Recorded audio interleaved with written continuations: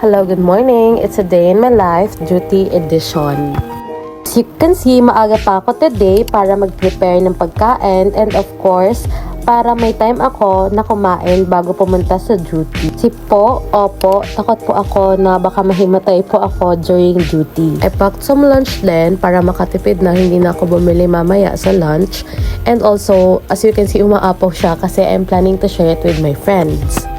So here's a simple get ready with me video and I need to bond my hair of course.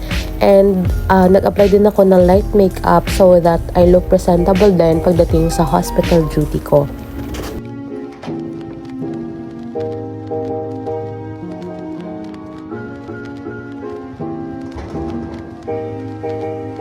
Lalakarin ko lang siya palabas and mag-aabang ako ng masasakyan papuntang Haro Plaza.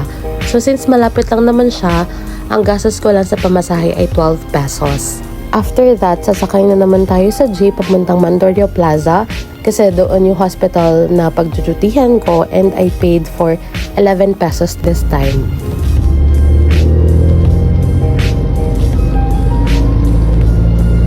We're almost there and bababa lang tayo sa Mandaluyong Plaza.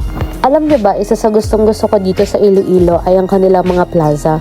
You can do recreational things here, kagaya kanina may nadaanan ako na nagbabasketball and some of them nagjo-jog. So since maaga pa naman, I decided na lakarin na lang papunta sa hospital kaysa magbayad pa ng another 15 pesos. And we're here na, and since hindi kami allowed to use phones during duty, hanggang dito na lang muna yung video na mapapakita ko sa inyo. See you na lang mamaya after duty!